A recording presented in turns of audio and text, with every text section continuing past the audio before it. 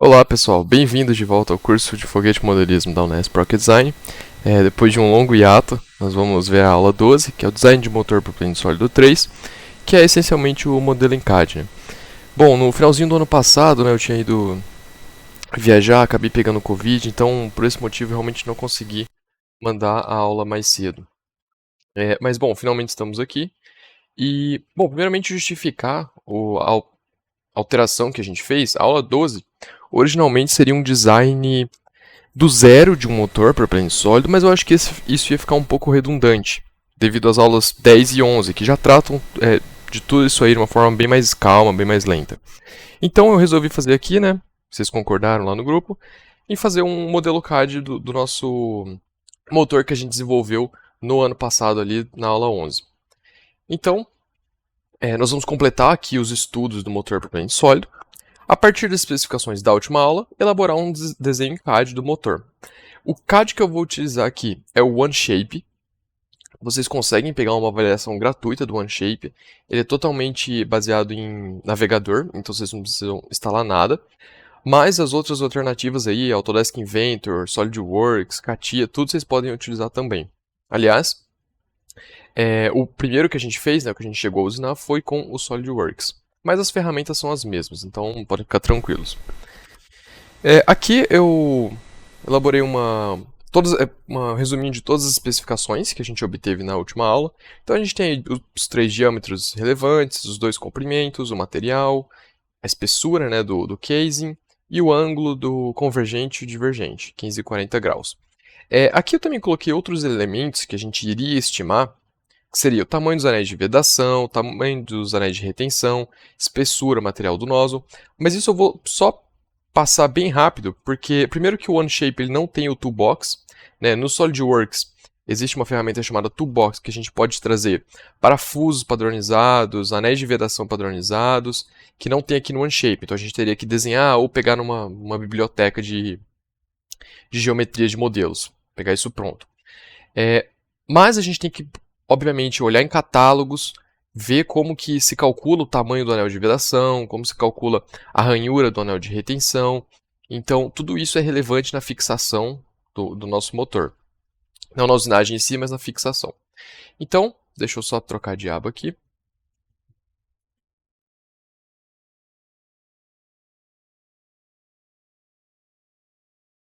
Então, aqui é essa interfacezinha do OneShape. Eu já tinha até feito uma tubeirazinha, eu vou criar um novo documento aqui. Especificar tubeira. Curso. E o primeiro passo que a gente vai querer fazer é começar um sketch, um esboço, em algum desses planos. Eu vou escolher aqui o plano frontal, fazer um sketch novo. E eu quero ficar normal a esse plano. Pronto. Então, o jeito mais fácil de fazer essa forma da tubeira é revolucionar algum esboço que a gente tem aqui. Então, para isso, eu vou usar uma linhazinha de centro aqui, que vai passar pela origem. Não importa o tamanho dela, é só para a gente situar depois. Beleza, então eu vou desenhar tudo à esquerda desse eixo aqui de simetria e depois revolucionar. Muito tranquilo. Vocês estão fazendo também desenho mecânico, pelo que eu estou vendo nos grupos, então isso aqui vai ficar bem fácil. Eu vou começar aqui pela garganta, pela área da garganta, eu acho mais simples. Então eu venho aqui, adiciono uma linha a uma certa distância, que eu não sei qual que é. Então deixa eu olhar ali. Então, cadê? O diâmetro da garganta é de 5,837 milímetros. Então a gente vem aqui, utiliza a ferramenta de dimensão e coloca 5,837 dividido por 2 milímetros. Porque como a gente vai revolucionar, a gente só quer metade disso. Beleza, ele já colocou aqui, deixa eu só confirmar se era 5,837. Beleza, tá certo. Então aqui, a gente já poderia começar a fazer para baixo a parte divergente e para cima a parte convergente. Porém, tem aquele espaçamento da garganta que é mantido constante para minimizar algumas perdas. Então a gente vai colocar aqui 2 milímetros de garganta constante.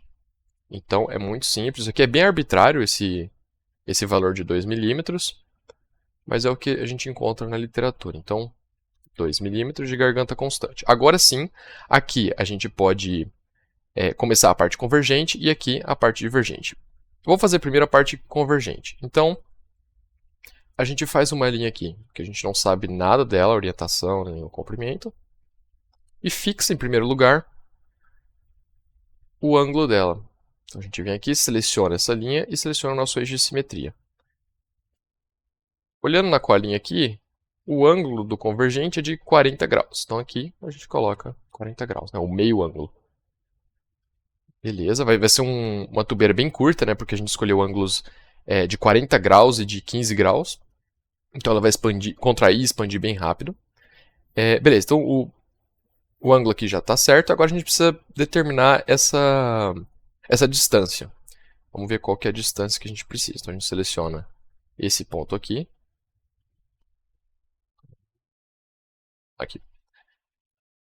E isso aqui vai ser essencialmente a distância de entrada, né? Que a gente viu aqui, que é 40 milímetros. Né? O diâmetro de entrada é 40 milímetros, logo a gente tem 20 milímetros desse lado aqui. Então já subiu para cá, deixa eu só ajustar.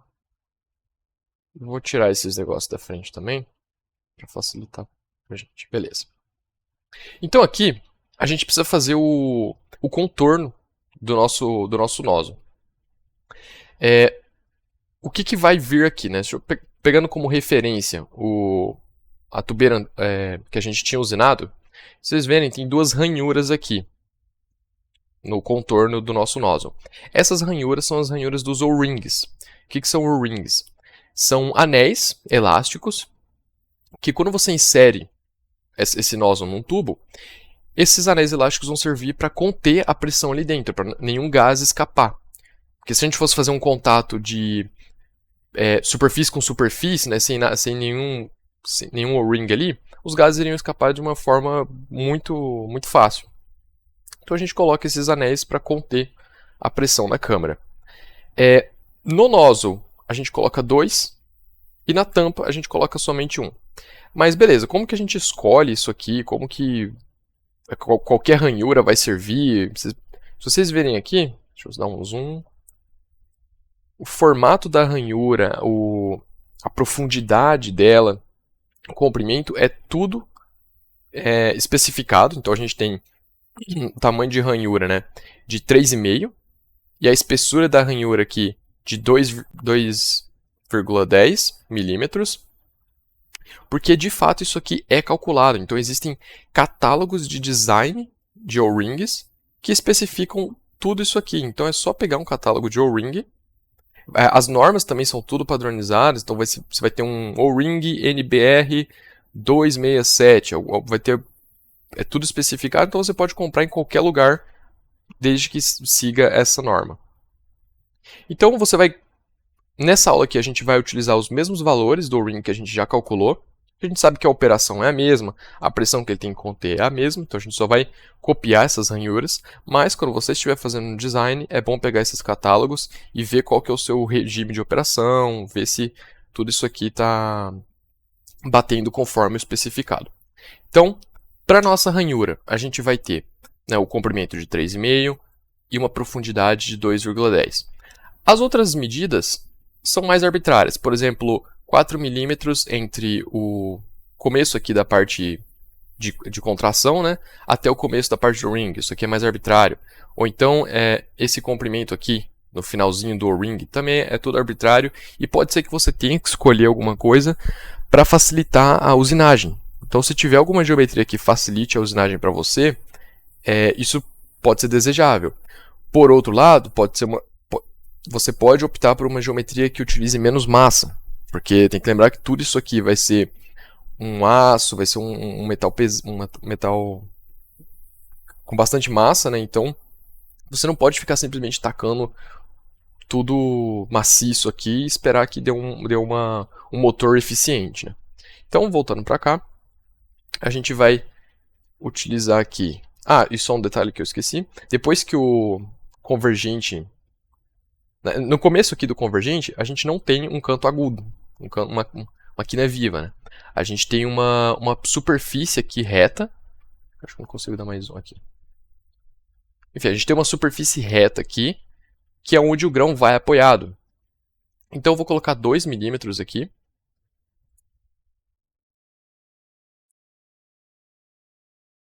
Lembrando, essa aqui é totalmente arbitrária. As que a gente tem que calcular são realmente as do O-ring. Essas são importantes. Vou colocar 2 milímetros.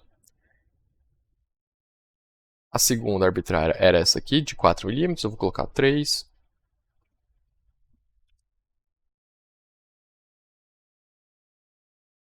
E agora começa a primeira ranhura. Então, a profundidade da primeira ranhura do O-ring era de 2,10.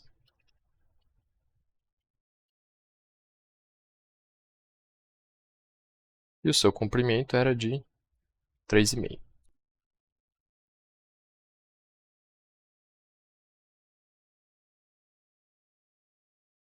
E agora a gente vem aqui, a gente pode puxar ela aqui para baixo. E a primeira ranhura está pronta. Então, a divisão entre as ranhuras também é arbitrária. Eu acho que eu escolhi 1,5. Sim, 1,5. Não, deixa eu colocar 2 aqui.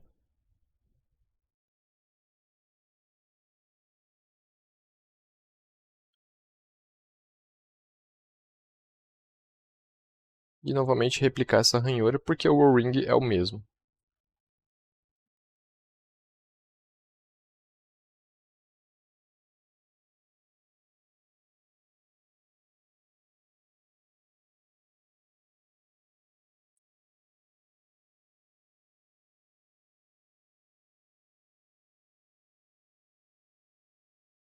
Ok, então terminamos aqui as duas ranhuras e a gente já poderia, né, fechar aqui a parte do convergente. Mas antes disso, agora eu vou voltar pro divergente, para a parte do divergente, e fazer a mesma coisa. Eu acho que facilita a construção. Então, novamente, eu vou pegar uma linha, tacá-la para cá, não sei nada dela ainda, e começar a jogar as dimensões. Então, o ângulo, eu sei que do divergente vai ser um meio ângulo de 15 graus. E o comprimento, né, da parte divergente, deixa eu olhar aqui. Então a gente tem um diâmetro de saída de 20,79. Então é só pegar esse valor e dividir por 2. Então, 20,79 dividir por 2 milímetros. Então tá aí. Ah, desculpa, acho que eu coloquei uma reta aqui. Deixa eu só deletar ela.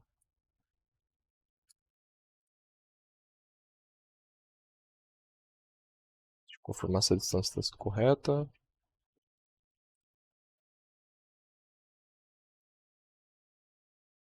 Ok, tinha colocado uma reta por acidente. Bom, aqui a gente vai precisar de uma espessura para a parte do divergente. Novamente, isso aqui, arbitrário. Qual seria o ideal aqui?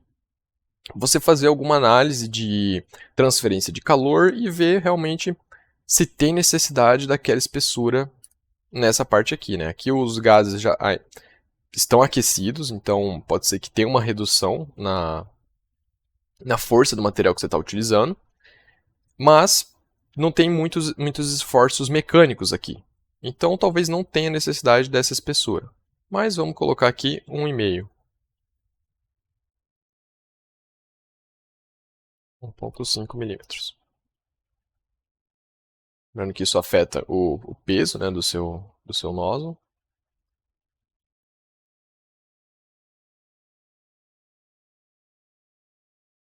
É aqui. Ok, então agora chegou a parte de fechar esse esboço. Deixa eu só mover essa distância para cá.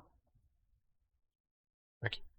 Então vou fazer o jeito mais simples que tem. Eu vou deixar aqui mais uns 2 ou 3 milímetros. 2,5. Opa.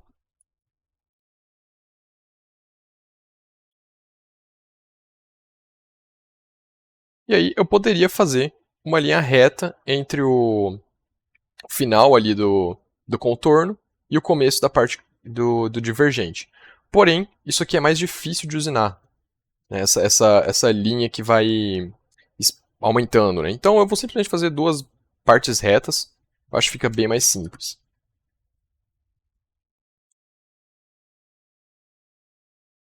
Essa aqui vai ter 10 milímetros. E aí ela vai em linha reta com isso aqui. Então ele já detectou que o nosso esboço está fechado, né? Então a gente, deixa eu só mexer ele aqui um pouquinho, pronto. Então esse aqui é o nosso esboço que vamos revolucionar. Alguns detalhes aqui que podem ser melhorados ainda. Todos esses cantos vivos, né? Eu tinha dito que aqui não tinha canto vivo, mas na verdade a gente adicionou essa plataforma, a gente não fechou aqui direto, mas esse canto vivo aqui poderia ter sido adicionado um chanfro aqui, para deixar ele mais suave. E, além disso, né, isso aqui facilitaria a inserção do nozzle. E também temos essa entrada aqui na região da garganta. Né? Isso aqui poderia ser suavizado também. Isso melhora, isso diminui as perdas que a gente tem. Né, do que deixar um canto vivo na região da garganta. Mas, como isso aqui é só para ilustrar mesmo, um exemplo bem rápido, nosso sketch está pronto. Então, vou dar um Enter aqui. E a gente vai usar essa ferramenta aqui de Revolve. Né? Então, ele cria, adiciona ou subtrai partes ou superfícies em relação a um eixo. Então, o nosso eixo já está lá, bonitinho. Então, a gente vem aqui, seleciona o esboço, e depois a gente vai selecionar o eixo de revolução, que é esse aqui. E aí, boom, como mágica, né? Saiu o nosso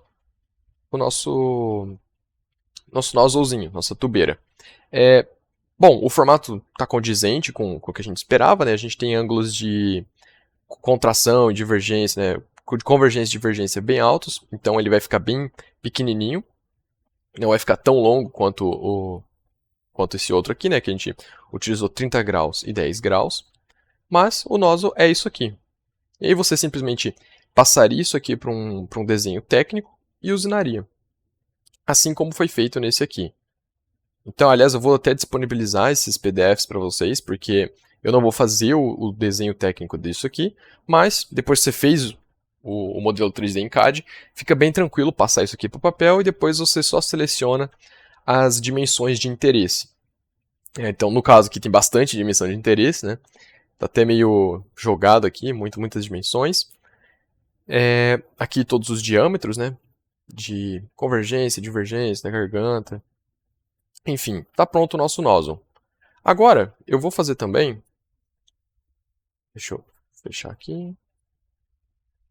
Eu vou criar também rapidamente o tubo. É que o tubo é muito simples, né? Mas tubo, case.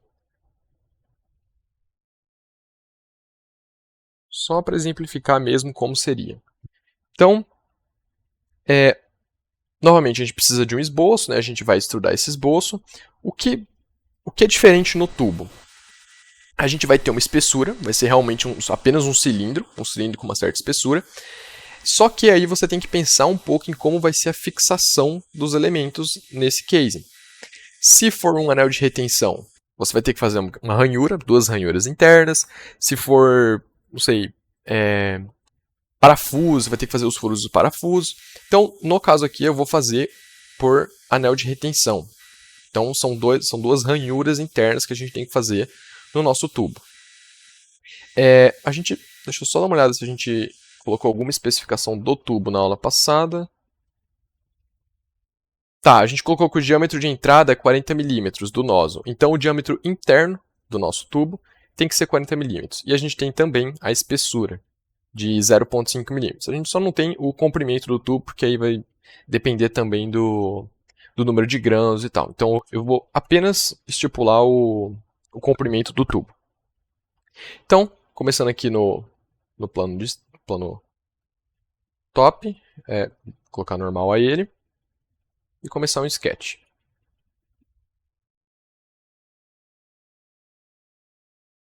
Então eu vou começar o sketch aqui com a superfície interna.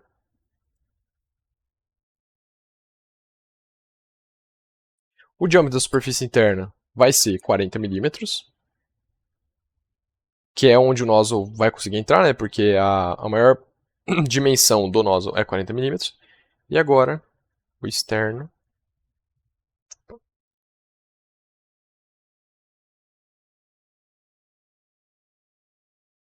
Acho que eu coloquei de construção, né? Não é de construção.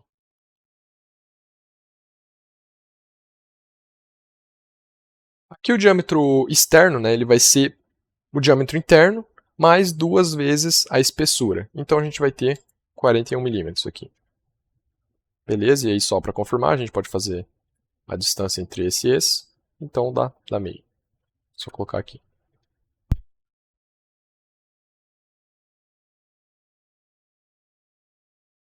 Bom, a gente já pode estudar isso aqui. Então eu vou colocar aqui e aqui. Tem que só ver como que é o método de seleção para ele não fazer isso aqui maciço. Ele fez maciço, então tá. Então é isso aqui que eu quero fazer. E aí o comprimento, eu vou colocar aqui, acho que 30 centímetros. Vou fazer 30 centímetros mesmo. Esse aqui era a dimensão que estava em aberto. Ok. E agora a gente precisa achar uma forma de fazer as ranhuras internas. Bom, pessoal, eu cortei o vídeo rapidinho aqui para ver qual era a ferramenta equivalente. Então, para a gente fazer essa ranhura, a gente vai essencialmente fazer um esboço numa superfície. E para fazer isso, a gente utiliza a ferramenta Wrap.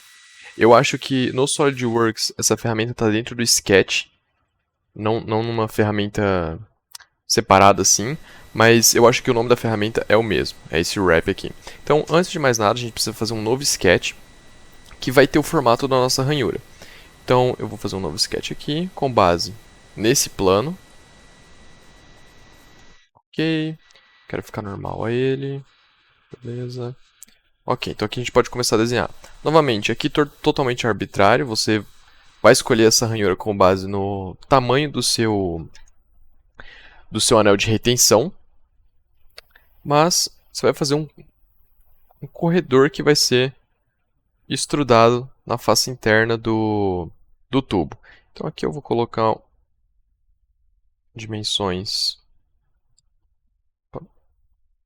quaisquer e depois vou arrumar na ferramenta de dimensão. Então aqui, qual vai ser o comprimento dessa ranhura? Obviamente o comprimento interno ali do nosso tubo, que vai ser 2 vezes π vezes o raio interno. Então, o diâmetro é 40, então o raio vai ser 20. Porém, aqui tem um detalhe, deixa eu só colocar 2 vezes π vezes 20 milímetros. Se a gente colocar exatamente 2π vezes 20, ele vai dar um problema com o wrap. Ele tenta sobrepor um wrap em cima do outro, né, uma interseção em cima da outra, e aí ele vai dar erro. No SolidWorks eu lembro que deu o mesmo problema, só que eu consegui arrumar, né, alguma configuração do sketch que dava para alterar. Aqui tem uma solução mais, como posso dizer, menos elegante. Né? Você tem que vir aqui e tirar um pequeno valor desse comprimento. Então aqui eu tiro, sei lá, 0,001 milímetros e aí ele vai funcionar. Então aqui ele vai calcular o comprimento e a espessura, né, dessa ranhura, vou colocar aqui um valor arbitrário também. Normalmente, isso aqui é do anel de retenção, vou colocar 0,3 milímetros. Vou colocar 1 milímetro. Pronto. Então, e a última dimensão que eu gostaria de comentar é a distância que essa ranhura tem que ficar do começo ou do final, né, do tubo. Se ela estiver muito aqui para dentro do tubo, você perde espaço interno e aí você tem que usinar um tubo maior. E deixar ela aqui na beiradinha pode até, inclusive, facilitar a inserção. Então, eu vou trazer depois esse wrap um pouco para a esquerda. Mas beleza, fizemos o nosso sketch. Vou dar Enter aqui. E a gente vai fazer o wrap.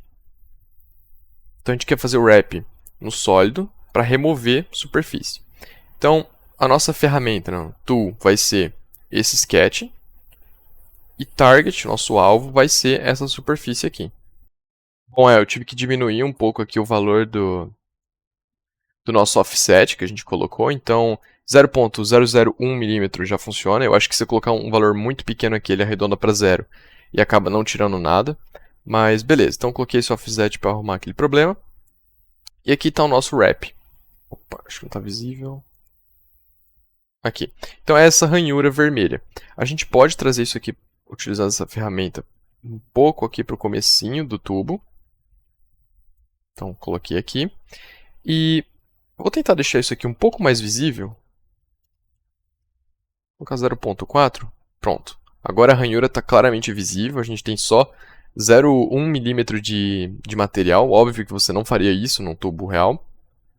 Senão ele ia ficar muito frágil nessa região. Mas aqui, né, só para exemplificar. Então eu vou dar um OK. Acho que não está visível. Ou eu errei a direção. Ah, tá, pronto. Então aqui fica visível pra gente a ranhura. Essa superfíciezinha aqui é devido àquele offset que a gente colocou. A gente vai ignorar isso aqui. Mas essa é a ranhura em que vai fixado o anel de retenção. Então o nozzle entra aqui dentro. Depois que ele entrar, a gente aperta com o alicate o anel de retenção, insere o anel de retenção nessa ranhura. E quando a gente soltar o alicate, ele vai se adequar a esse formato. E o nozzle vai ficar preso lá dentro. A gente faz isso numa região para o nozzle, aqui, né, numa extremidade para o nozzle, e na outra região a gente faz para a tampa, né, que é o bulkhead. O bulkhead é bem simples, eu vou passar para vocês o PDF, acho que realmente não tem necessidade de fazer aqui. Ele é simplesmente uma tampa revolucionada com essas mesmas ranhuras do nozzle. Deixa eu mostrar aqui novamente. Na verdade, é apenas uma ranhura, não são duas ranhuras. Então, bom, mas era isso que eu tinha para mostrar nessa aula. Deixa eu até mudar aqui o...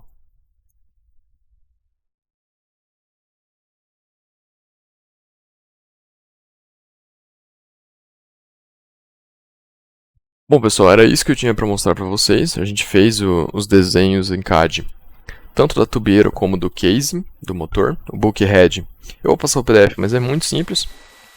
E são poucos, a gente utilizou poucos features, então o OneShape para isso é mais que suficiente. Você pode usar qualquer ferramenta de CAD que você desejar. E na próxima aula a gente vai... Essa é a penúltima aula, né, de lançamentos, análise de voo e instrumentação. E a última aula, lá no cronograma, é com base na legislação. Novamente, eu peço desculpas por esse hiato que a gente teve, né? Realmente deveria ter postado essas aulas no ano passado, mas não teve como. Então, eu vou tentar mandar essas duas últimas aulas o mais rápido possível. Não vou seguir aquele formato que a gente tinha antes, né, de aula toda sexta-feira. Mas eu posto no grupo assim que elas estiverem disponíveis. Muito obrigado, pessoal.